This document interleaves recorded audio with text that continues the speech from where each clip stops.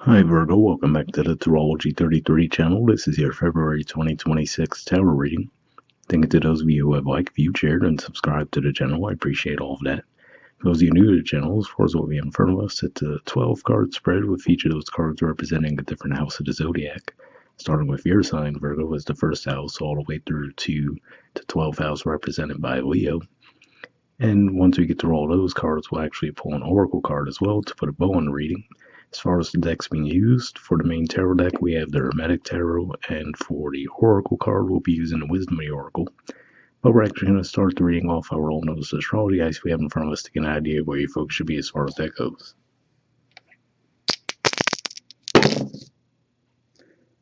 Alright, well, we have the South Node, and the South Node is in your sign, so not too surprising to see this come up in that regard.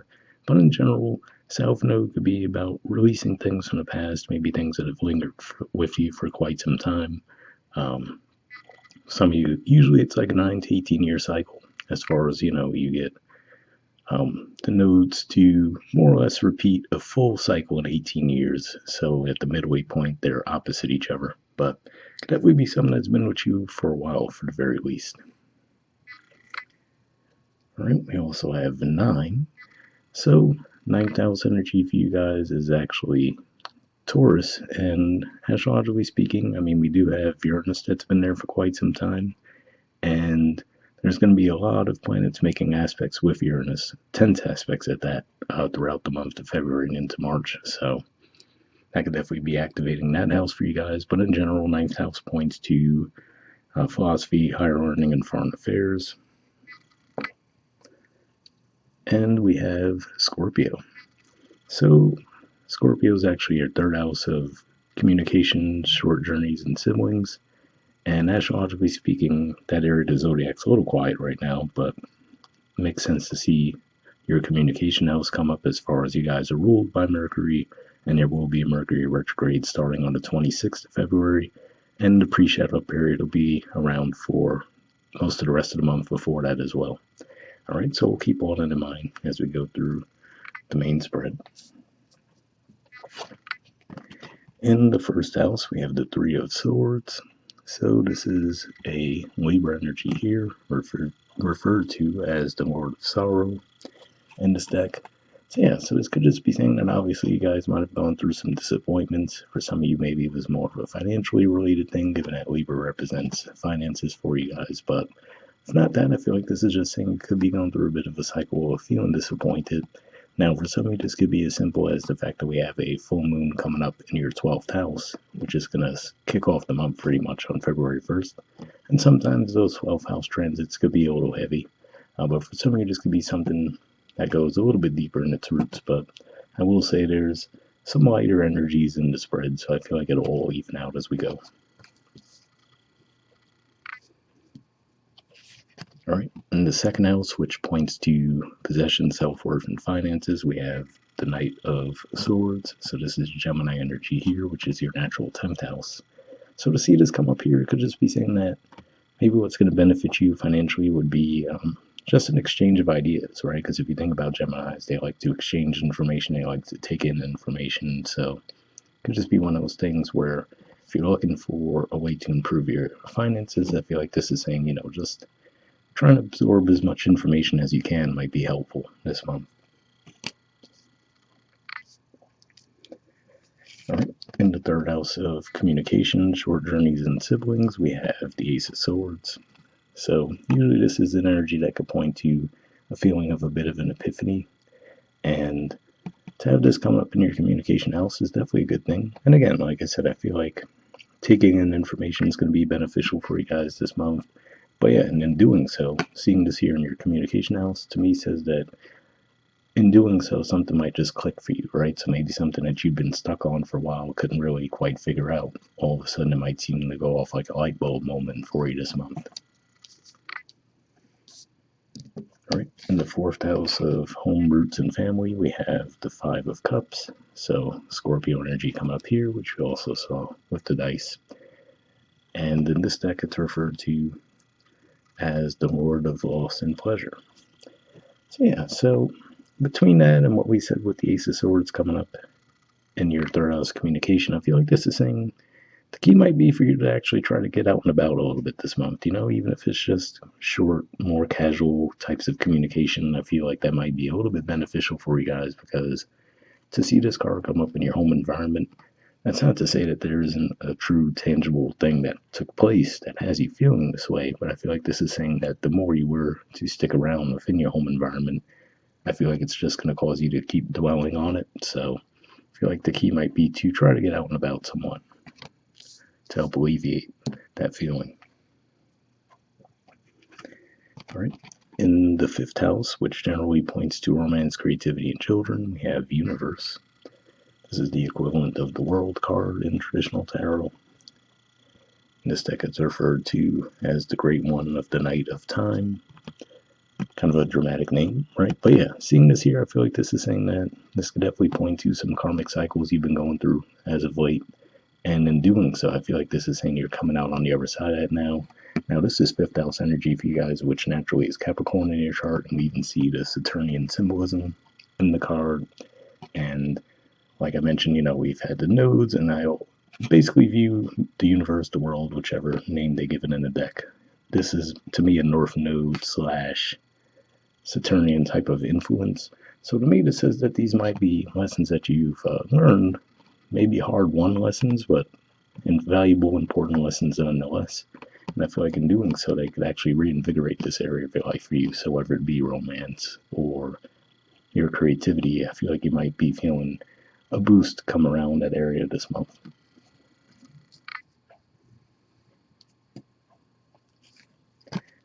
All right. And speaking of creativity, in the sixth house of work, health, and daily routines, we have the Princess of Cups. So this is the equivalent of the Page of Cups in traditional tarot, referred to as the Princess of the Palace of the Floods.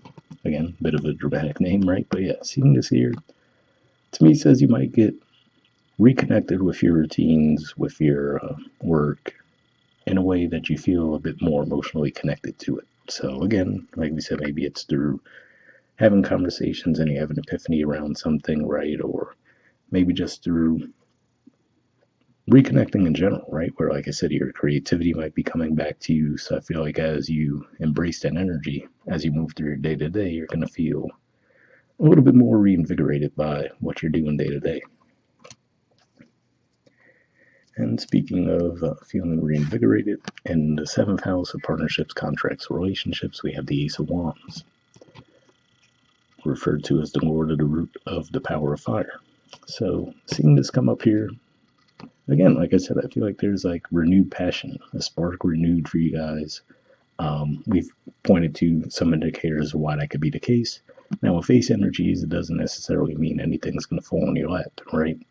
There still would need to be action taken, but at the very least, it looks like you're open to doing so this month.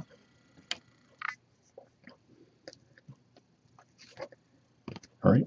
And in the eighth house, which generally speaking points to death, rebirth, intimacy, and investments, we have the Ten of Wands, which in this deck is referred to as the Lord of Oppression. So, again, a bit of a dramatic name, but if you even think about the artwork in traditional tarot, right, usually it's someone carrying 10 wands. It looks like they can't even see their way forward because they have so many wands in front of them. So, I feel like this is saying you might have gone through a rough cycle around that area of life. So, for some of you, maybe it was a lack of intimacy for a while, right? Like we said, now that we see some energy clearing up, that could lead to improvement there. Maybe that's what it was for some of you. For some of you, maybe it was just a heaviness around finances for a while, but whatever the case may be, or just maybe holding on to these heavier burdens that you've had lingering. Again, we see Saturnian symbolism in the card as well, right? So it could just be one of those things where, especially given the fact that Saturn is shifting now on the 13th of February, it's actually going to move back into Aries. So it'll finally be done with your seventh house, which that could definitely be pointing to some of those themes we were just talking about, right? So it could just be as simple as it's saying, okay, you're finally wrapping up that Saturnian cycle in your seventh. Not that it's a walk in the park in the eighth house either. And in fact, this could even just be pointing to that too, right? Saying that, hey, you're, now that your seventh house is clearing up, now you might feel that heaviness moving to your eighth house. But nonetheless, I feel like this is saying that you're going to have some ability to improve things in the near future. And for the ninth house, which generally speaking points to philosophy, higher learning, and foreign affairs, we have the star. So this is Aquarian energy here, and this does make me think of the fact that we're actually going to have a new moon eclipse in Aquarius on the 17th of February, so definitely watch out for that. Timing in particular is where you might feel this energy the most, but this is actually an energy that usually, well, for one, it comes after the Tower as far as a natural progression through the major arcana. So the Three of Swords there, right? What we were talking about with the universe, seeing the Lord of Repression. For some of you might have gone through a Tower moment, right? The Five of Cups there. But if that's the case, I feel like this is saying you will actually take in whatever that Tower moment was meant to teach you and actually use it in your favor to where you're going to experience growth and success from it.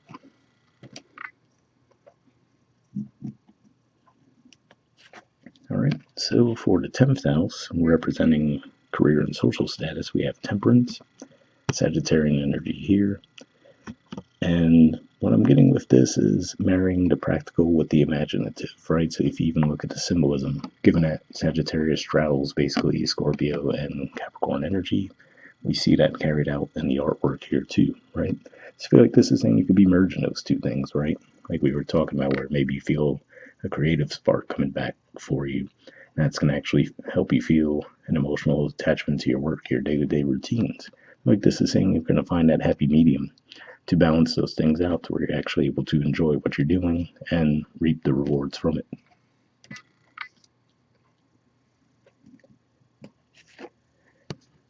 All right, so for the 11th house, which generally speaking points to friendships, groups, hopes, and wishes, we have the Four of Cups, Cancerian energy, which actually is your natural 11th house. And in this deck, it's referred to as the Lord of Blended Pleasure. So yeah, so to me, that doesn't sound so heavy, right? To me, it says there's going to be ups and downs, but that's life, right? Especially with Mercury retrograde coming to the surface, we're entering into eclipse season, right?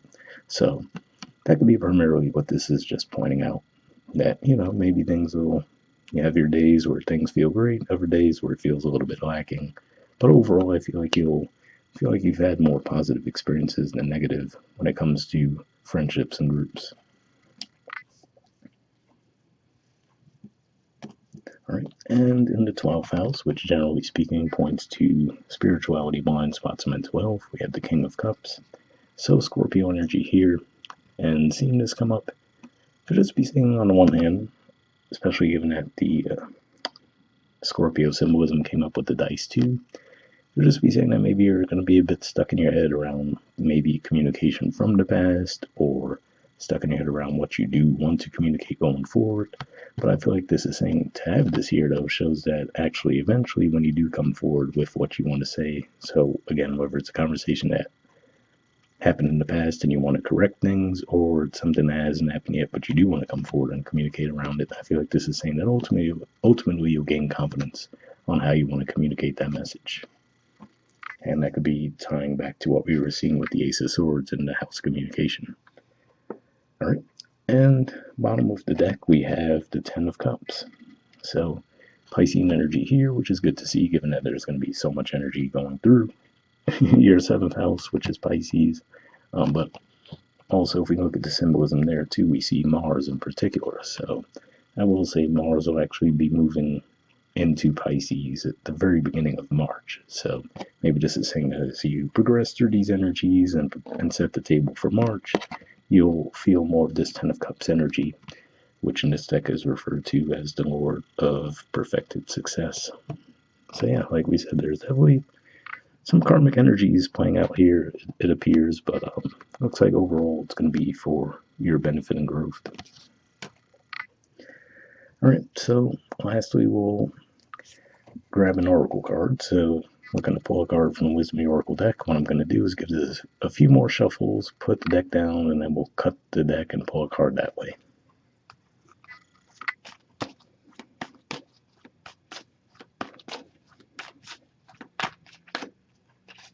Okay.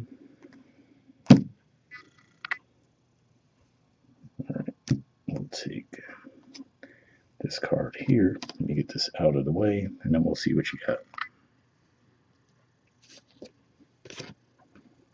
All right, we have flexible. Here we go. There's the artwork. And the number is 19. So we'll see what this has to say.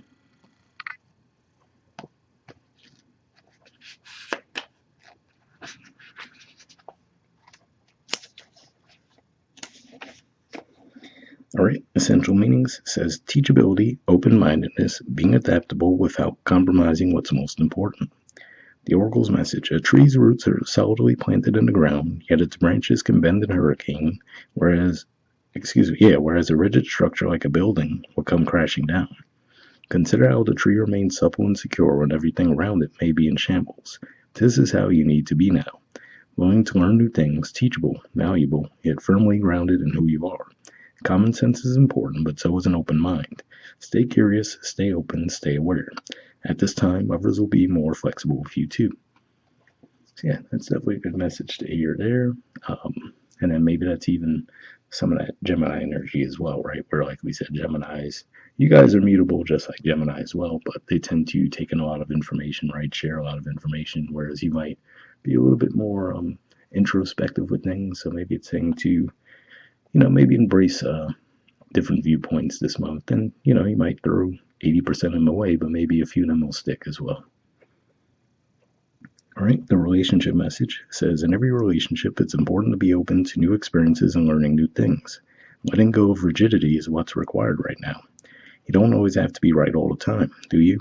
It's okay to come to a happy compromise. You can still get your needs met. It's a beautiful day when you meet halfway. The appearance of this card in the reading could also signal that you have met someone new who may not be your type, but it will turn out to be so special that you can easily release your old ideas about what sort of partner is right for you. Be flexible. You'll be happy you made that choice. So yeah, that's an interesting message to hear there as far as seeing the Ace of Wands in your seventh house and also the universe, right? So like we said, maybe you've learned some things around how you approach romance as well, and that's going to benefit you. All right, and lastly, the prosperity message says even when you have a clear vision of how you're going to manifest something, what it will look like, who will share in it, and what will then be available to you, you still need to relax and open up to other possibilities. Spirit may have much better plans for you.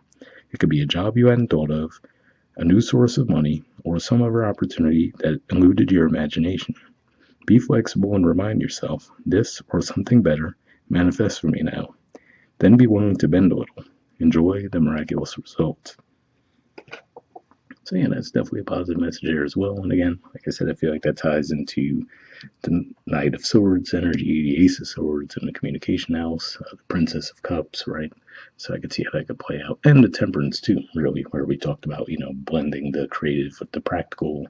But yeah, hopefully those messages resonate with you guys. We'll wrap up there. All right, bye.